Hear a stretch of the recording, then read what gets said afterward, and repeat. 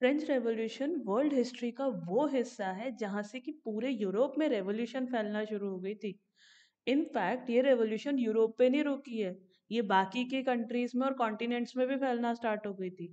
पर आखिर खुद फ्रेंच रेवोल्यूशन में हुआ क्या था, ये समझने के लिए हमें आज के वीडियो को पूरा देख के और समझने की जरूरत है।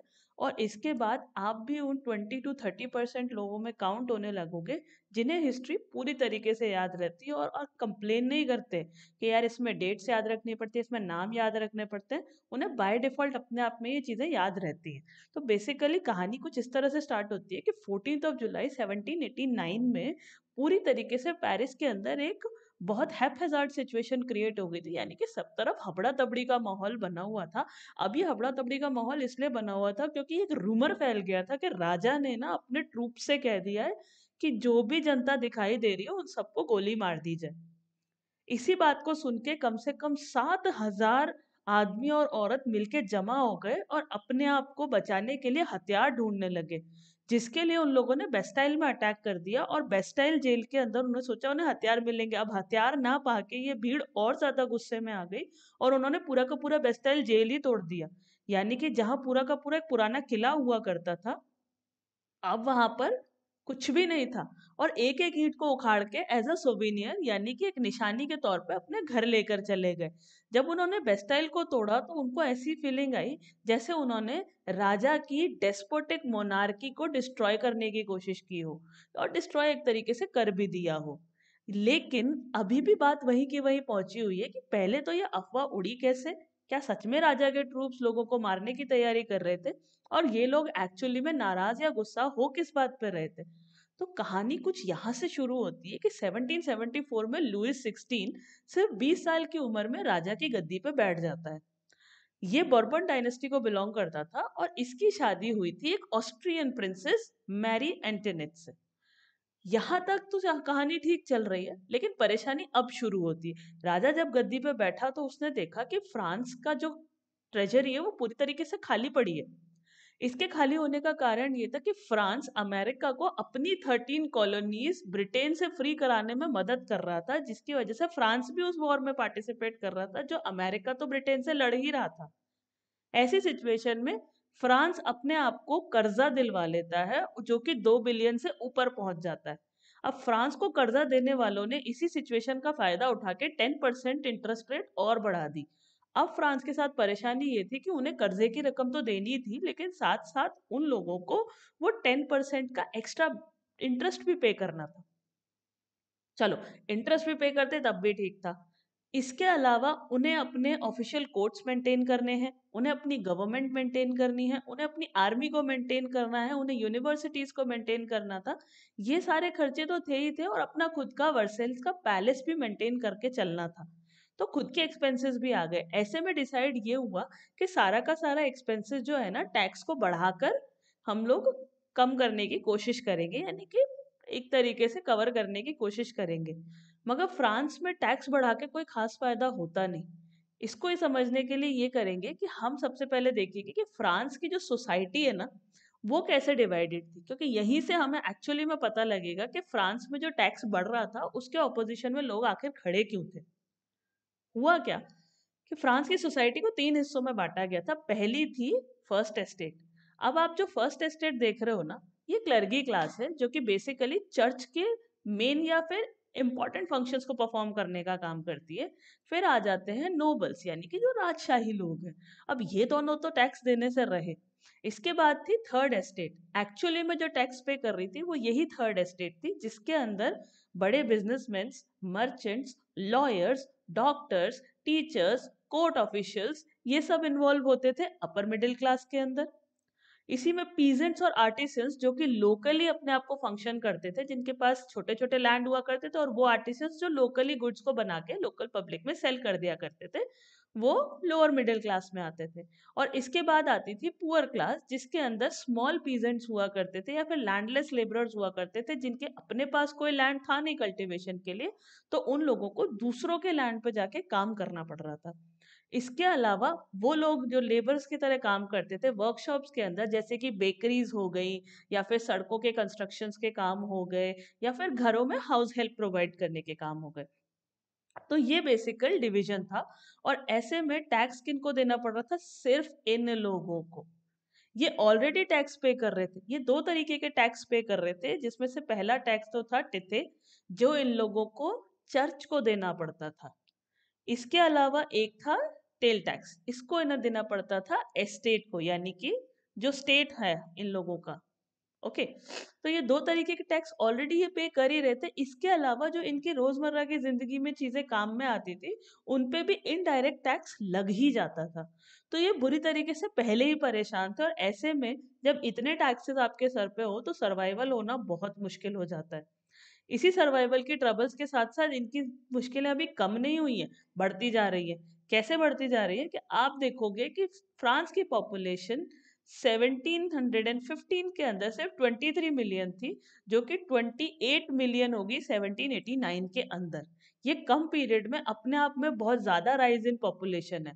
इस राइज इन पॉपुलेशन की वजह से क्या हुआ कि फूड की डिमांड बढ़ने लगी, लेकिन जो ग्रेन का प्रोडक्शन है वो उस पेस से नहीं बढ़ रहा था जितने हाई पेस से पॉपुलेशन बढ़ती जा रही थी। तो क्योंकि ये जो पेस कम था, इसकी वजह से क्या होने लगा कि चीजें महंगी हो गई। अब अगर चीजें महंगी हो गई थी और वेजेस तो फिक्स थे, ठीक है, तो ऐसे में खरीदने में भी परेशानी आती थी। और ये क्योंकि इनका स्टेपल फूड था तो चाहिए भी जरूर था। ऐसा भी नहीं है कि कॉस्ट कटिंग के नाम पे कुछ चीजें शौक के लिए खत्म कर दी जाए, अपने शौक को थोड़ी देर के लिए साइड में रख दिया जाए। क्योंकि ये डेली डिमांड थी तो ये जरूरी और एसेंशियल नीड भी थी। अभी क्या हुआ है कि यहाँ पर ना जो गैप है किसके, रिच और पुअर के बीच में, वो थोड़ा और ज्यादा बढ़ने लग गया। और इसी की वजह से यहाँ सब्सिस्टेंस क्राइसिस होने लगे। सब्सिस्टेंस क्राइसिस तो लेकिन तब आते हैं ना जब हार्वेस्ट में ट्रबल आती है। तो वही हुआ भी है यहाँ पे, कि यहाँ जो हार्वेस्ट था ना उसने ड्रॉट और हेल्स की वजह से उसमें भी रिडक्शन आया। तो अब आपके पास ग्रेन महंगा भी है और वो अवेलेबल भी कम क्वांटिटी के अंदर, तो डेफिनेटली मारामारी तो होनी ही थी। यहीं से इन लोगों ने कई बार इस टैक्सेस के अगेंस्ट रिवोल्ट करने की कोशिश करी है कि यार ऐसे काम नहीं चलेगा, ये तो टैक्स पे टैक्स बढ़ाते जा रहे हैं और हमारी इनकम पे तो कोई खास फर्क पड़ नहीं रहा है, कोई इतना ज्यादा इंक्रीमेंट हो नहीं रहा है। तो ऐसे में क्या हुआ, इन लोगों ने रिवोल्ट तो करने की कोशिश की थी, लेकिन पूरे फुल स्केल रिवोल्ट पे ये कभी नहीं जा पाए थे। मगर इस बार इन लोगों ने ये प्लान करके बैठे थे कि नहीं, इस बार तो हम ये नहीं करेंगे, सहन नहीं करेंगे अगर टैक्स बढ़ गया तो। ऐसे में क्या हुआ कि 18th सेंचुरी में जब आप देखोगे एक नई क्लास इमर्ज होके आ रही थी, जो कि पढ़े लिखे लोगों की थी, और ये अपर क्लास थी।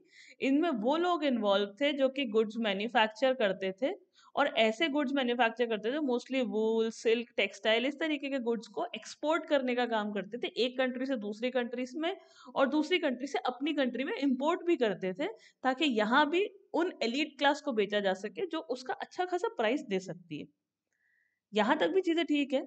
और इन लोगों का ये कहना था कि ये जो सिचुएशन है ना, जहाँ पे हम लोग ये कहते हैं कि जो सोसाइटी है उसमें प्रिविलेजेस बाय बर्थ होती है, इसको हम लोग को खत्म कर देना चाहिए। और इसकी जगह पे किसी भी पर्सन को सोशल पोजीशन मिलनी चाहिए अपने मेरिट्स के बेसिस पे, यानी उसे कितनी नॉलेज है, कितना वो जानता है, कितना वो सोसाइटी के लिए कंट्रीब्यूट कर पा रहा है। ओके, यहाँ के बाद क्या हो रहा है कि इन लोगों का फाइनल डिसीजन था, और इसी चीज को आपके कुछ फिलोसोफर्स भी सपोर्ट करके चल रहे हैं। जैसे कि अगर आप जॉन लॉके देखोगे या फिर जीन रैक रोसू देखोगे, तो इन लोगों की बुक्स हैं। ये इम्पोर्टेंट है, प्लीज आप अपनी क्लास के लिए ये एग्जाम्स में मार्क कर लेना, ये आता ही आता है। ठीक है, तो मैं एग्जाम पॉइंट ऑफ व्यू से भी आपको थोड़ा सा क्लियर करके चलूँ यहाँ पे, कि यहाँ पे ना ट्रिबो टेट्रीज ऑफ गवर्नमेंट, ये लॉके की बुक है, जहाँ पे वो ये कहता है कि जो डॉक्ट्राइन ऑफ डिविनिटी है ना, एंड एब्सोल्यूट राइट, यानी कि ये कहा जाता है कि राजा को ही भगवान का रूप माना गया है और फिर उसी को सारी पावर दे दिया जाए, इसको प्लीज आप लोग है ना डिसकंटिन्यू कीजिए। ठीक है, और उसकी जगह पे आप एक ऐसी तरीके की गवर्नमेंट लेके आइए जहां पर एक सोशल कॉन्ट्रैक्ट होना चाहिए लोगों के बीच में और उसके उनके रिप्रेजेंटेटिव्स के बीच में, ताकि वो उनको इम्पार्शियली सर्व कर सके और कोई डेस्पोटिक रूल ना लगे। इसके अलावा मोंटेस्क्यू करके भी एक फिलोसोफर थे जिनकी एक बुक थी स्पिरिट ऑफ लॉ, और इसमें भी उन्होंने यही प्रपोज किया कि जो गवर्नमेंट है ना उसको डिवाइड कर देना चाहिए लेजिस्लेचर में, एग्जीक्यूटिव में और जुडिशरी में। तो लेजिस्लेचर में तो वो लोग हैं जो इलेक्टेड होके बैठे, एग्जीक्यूटिव में वो लोग हैं जो इनके बनाए हुए लॉज को इम्प्लीमेंट करने का काम करेंगे, और जुडिशरी इन दोनों को चेक करके रखेगी कि ये दोनों सही से फंक्शन कर भी रहे हैं या नहीं। क्योंकि ऑब्वियसली बात है कि जब आप किसी को अपने सर पे लाके बिठा रहे हो तो आपके पास एक स्ट्रेंथ होनी चाहिए कि कल को वो गलत कर रहा है तो उसे वहां से उतारा भी जा सके। तो उसके लिए जुडिशरी नाम की एक फंक्शनल और गवर्निंग बॉडी बहुत इंपॉर्टेंट थी। ये जो मॉडल था ये ऑलरेडी यूएसए में इम्प्लीमेंट हो भी चुका था, और यूएसए अपना कॉन्स्टिट्यूशन बना के साथ में गारंटीड राइट्स अपने इंडिविजुअल्स को प्रोवाइड करके एक पॉलिटिकल एग्जाम्पल सेट कर चुका था। इसकी वजह से फ्रांस को ये लगने लगा था कि जब हम ही ने इन्हें इंडिपेंडेंस दिलाने में हेल्प करी है तो खुद के लिए तो इतनी मेहनत कर ही सकते हैं। तो ऐसे में क्या हुआ कि फ्रांस ने सोचा कि हम लोग भी कोशिश करेंगे राजा से इस बार बात करके कि यार आप ना टैक्सेस तो बढ़ा रहे हो लेकिन इस तरीके से काम चलेगा नहीं, आपको जो स्पेशल प्रिविलेजेस आपने प्रोवाइड करवा रखे हैं ना, जो सिस्टम है प्रिविलेजेस का, इसको खत्म करना होगा ताकि बाकी लोगों से भी टैक्सेस लिए जा सके और फ्रांस की इकोनॉमी को इम्प्रूव किया जा सके। अब आखिर में क्या हो रहा है कि वो दिन आ गया जब लुइस 16 ने टैक्सेस बढ़ाने की सोची, लेकिन टैक्सेस ना राजा अकेला बढ़ा नहीं सकता था। उसको एक स्टेट जनरल की मीटिंग बुलानी पड़ती थी जिसके अंदर तीनों स्टेट्स के रिप्रेजेंटेटिव्स आते थे और वो साथ मिलकर डिसीजन लेते थे, एक वोट करते थे फेवर में। हर स्टेट के रिप्रेजेंटेटिव को एक वोट काउंट किया जाता था। जैसे मान लीजिए कि फर्स्ट स्टेट से 300 लोग आए हैं तो उन 300 लोगों का मिला के एक वोट काउंट होगा। सेकंड स्टेट से 300 लोग आए हैं तो उनका मिला के एक वोट काउंट होगा। और यहाँ थर्ड स्टेट में ना 600 मेंबर्स है लेकिन वोट उनका एक ही काउंट हो रहा था। बिना इनके डिसीजन के यहाँ पर वोट आप टैक्स नहीं बढ़ा सकते, लेकिन हाँ, राजा के पास एक राइट था कि वो ये मीटिंग कभी भी बुला सकता है। तो अब किया क्या गया कि 5 मई 1789 में लुइस 16 ने डिसाइड किया कि यार एक मीटिंग बुलाई जाएगी, असेंबली हॉल में सब लोग गैदर होंगे। तो अब हो क्या रहा है, यहाँ पे भी आपको मॉरली डाउन फील कराने की कोशिश की गई है। कैसे कि जो फर्स्ट स्टेट के और सेकंड स्टेट के रिप्रेजेंटेटिव्स थे वो तो हॉल के अंदर एक दूसरे के सामने बैठ जाते थे, लेकिन जो थर्ड स्टेट के रिप्रेजेंटेटिव्स थे वो अभी भी एक लोअर लेवल पे एक प्लेटफॉर्म बना हुआ था वहां पे खड़े रहते थे। यानी 600 लोग अभी भी खड़े हुए हैं। और ये जो 600 मेंबर्स जो कि रिप्रेजेंट कर रहे थे ना थर्ड स्टेट को, इसके अंदर भी सारे लोग आए नहीं है। सिर्फ वही लोग हैं जो कि पढ़े लिखे हैं और अपर मिडिल क्लास को बिलोंग करते हैं। और इसी अपर मिडिल क्लास को बिलोंग करने वालों में ही आपको अलाउड था आना। तो यहाँ पर क्या हो रहा है कि जो पीजेंट्स है, आर्टिसंस है, वुमेन्स है, जो एक्चुअली में सारी परेशानी को डे टू डे फेस करते थे, उनको तो एंट्री बैन करके रखी हुई थी। और लेकिन इन लोगों की जो प्रॉब्लम्स थी वो 40,000 लेटर्स में लिस्ट करके ये 600 लोग लेके पहुंचे थे उस असेंबली के अंदर। अब असेंबली जाहिर सी बात है 1614 के बाद सीधे 1759 में बुलाई गई है, ठीक है। तो आपको क्लियरली पता है कि ग्रीवेंसेस बहुत सारे होने वाले थे। यहाँ पर क्या हुआ कि जब वोटिंग की बात आई in favour of the increase of taxes, तो लुइस 16 से एक रिक्वेस्ट की गई कि सर आप है ना हम लोगों को ऐसे काउंट करोगे वोट कि आपका एक फर्स्ट स्टेट का एक वोट, सेकंड स्टेट का एक वोट और थर्ड स्टेट का एक वोट। तो ऑब्वियस सी बात है फर्स्ट और सेकंड स्टेट तो टैक्स बढ़ाने में हाँ कर देगा, लेकिन थर्ड स्टेट को ये परेशानी होगी क्योंकि वही एक टैक्स पेयर है। फर्स्ट और सेकंड तो टैक्स पे ही नहीं कर रहे, तो बढ़ा दो या ना बढ़ा दो तो उन्हें क्या ही फर्क पड़ने वाला है इस चीज से। मगर लुइस 16 को क्या था कि उसे तो टैक्स बढ़ाना था और उसके लिए ये फेवर में जा रही थी चीज, तो उसने बोला कि नहीं, मैं इस वोट को वन वन ही काउंट करूंगा। और ऐसे में जो रिप्रेजेंटेटिव्स थे थर्ड एस्टेट के वो नाराज होके वहां से वॉकआउट कर जाते हैं। तो वो लोग असेंबली वाले से प्रोटेस्ट करके असेंबली हॉल से प्रोटेस्ट करके वॉकआउट करके चले गए। लेकिन लौटते समय उन लोगों को अपने दिमाग में एक थॉट चल रहा था कि यार अभी ना हम लोग ही स्पोक्स पर्सन है किसके, पूरी फ्रांस नेशन के। तो ऐसे में ना हम ऐसे नहीं जा सकते लौट के, हमें ना अपने साथ ही कोई स्टेप लेना पड़ेगा। तो इसमें उन लोगों ने क्या किया, 20 जून की बात थी, ये सारे के सारे वर्सिलीज में ही थे। वहां पर एक कोर्ट था, टेनिस कोर्ट। वहां जाके इस नेशनल असेंबली ने शोर किया कि जब तक कॉन्स्टिट्यूशन लिख नहीं लेंगे तब तक यहाँ से जाएंगे नहीं। ऐसे में क्या हो रहा है कि ये लोग बैठ के वहां कॉन्स्टिट्यूशन लिख रहे हैं, लेकिन इनको लीड कर कौन रहा था, दो लोग थे जिनका नाम था मेराबू और आबे। मेराबू और आबे इन लोगों को लीड कर ही रहे थे। खुद मेराबू अपने आप में एक नोबल फैमिली को बिलोंग करता है, ठीक है, लेकिन उसका भी मानना यही था कि लोगों को ना ये जो राइट्स है प्रिविलेजेस के या फ्यूडल प्रिविलेजेस है इन सबको गिव अवे कर देना चाहिए ताकि फ्रांस इकोनॉमी अपने आप में स्ट्रांग हो सके। अभी यहाँ तक भी चीजें ठीक ही चल रही है, ठीक है, प्रॉब्लम अभी क्रिएट हुई नहीं है। लेकिन देखने को क्या मिला कि जब तक ये जो आबे जो कि ओरिजिनली एक प्रीस्ट फैमिली को बिलोंग करता है। उसने एक इन्फ्लुएंशियल स्पीच लिखी, ये सब चल रहा था, वो लोग बैठ के सारा कॉन्स्टिट्यूशन बना रहे थे, राइट्स लिख रहे थे कि क्या क्या लोगों को राइट मिलने चाहिए, किंग को कैसे पावर में आना चाहिए, क्या अंकुश उसकी पावर पे लगनी चाहिए, सब कुछ यहाँ चल रहा था। लेकिन ये जो नेशनल असेंबली जब तक यहाँ बिजी थी ना वर्सेलीज में ये सब काम करने में, कंस्ट्रक्ट करने में अपने कॉन्स्टिट्यूशन को, तब तक फ्रांस के अंदर एक टर्मोइल क्रिएट हो गया। क्या टर्मोइल क्रिएट हो गया कि इस बार की फसल ज्यादा विंटर की वजह से फिर से खराब हो गई। अब जब ये विंटर की वजह से खराब होने लगी तो यहाँ फिर से ब्रेड के प्राइसेस बढ़ गए। ब्रेड के प्राइसेस बढ़ने की वजह से इस मौके का फायदा उठा के जो बेकरी ओनर्स थे ना, उन लोगों ने सप्लाईज को रोक दिया। यानी कि अब वो उसको रोक कर और होल्ड करके बैठ गए। ऐसी सिचुएशन में क्या हुआ कि वो लोग जो लंबे समय से लाइन में वेट कर रहे थे कि अब उनको बेकरी ओपन होगी और ब्रेड मिलेगी, और नाराज हो गए, और जितनी भी औरतें लाइन में खड़ी थी उन लोगों ने बेकरी को तोड़ दिया, अंदर जबरदस्ती घुस गई शॉप्स के अंदर। और ऐसी ही सेम सिचुएशन में जो किंग था उसने ट्रूप्स को ऑर्डर दिया कि भाई फ्रांस जाओ, मुझे पता लगा है कि कुछ लोग विद्रोह में आ चुके हैं।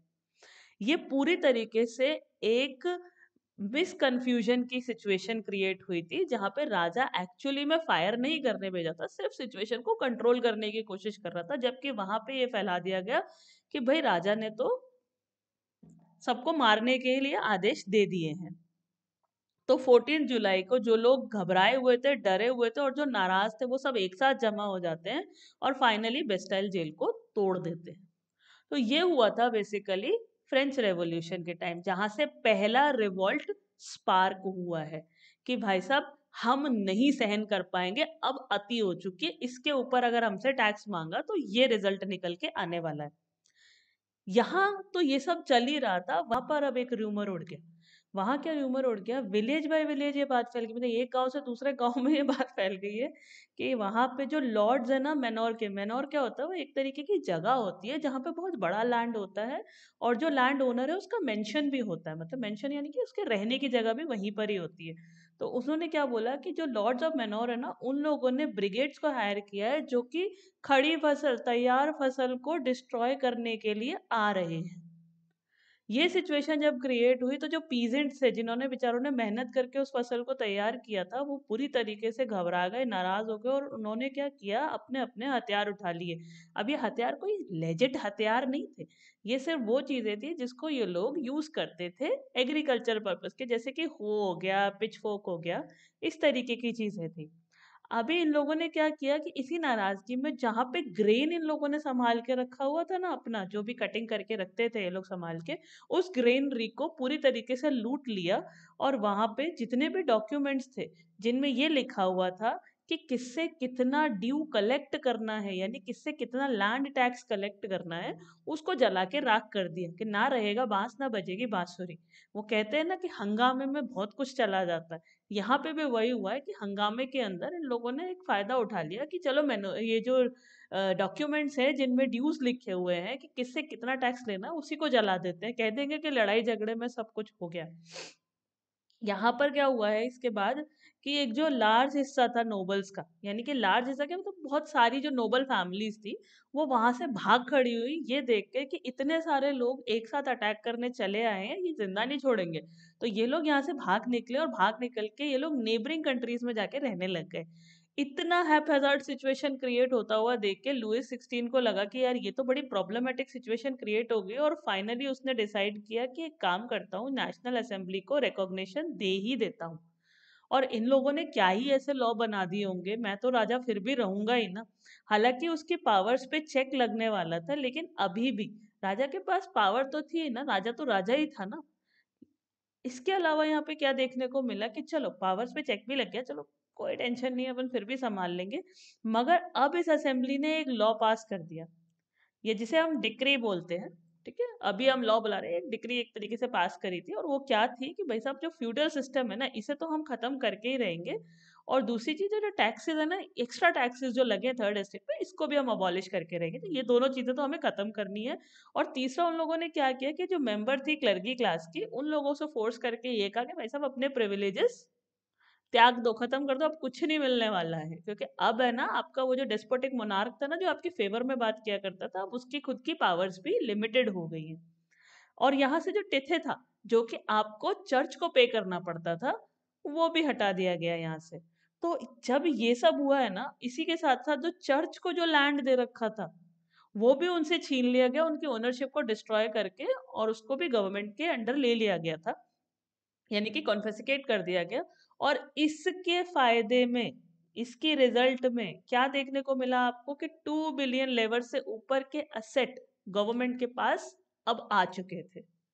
यानी कि स्टार्टिंग से जो प्रॉब्लम आ रही थी ना, जहां पे हम लोगों ने ये वाला पोर्शन देखा था, ये जहाँ ये हमारी मिडिल क्लास यही कह रही थी कि यार ये जो स्पेशल प्रिविलेजेस है ना, ये खत्म हो जानी चाहिए बर्थ के ऊपर। और स्पेशल प्रिविलेजेस क्या थे? वही कि लैंड आपको मिल जाए, टैक्सेस आप नहीं दोगे, तो वो वाली सिचुएशंस खत्म कर दी। और एक्चुअली में उसके खत्म होने की वजह से फ्रांस की इकोनॉमी में एक अच्छा खासा बूस्ट देखने को मिला है यहाँ पर। तो यही वो इम्पोर्टेंट पॉइंट था जिसके बारे में हम बात कर रहे थे कि एक्चुअली में फ्रेंच रेवोल्यूशन में हुआ क्या था।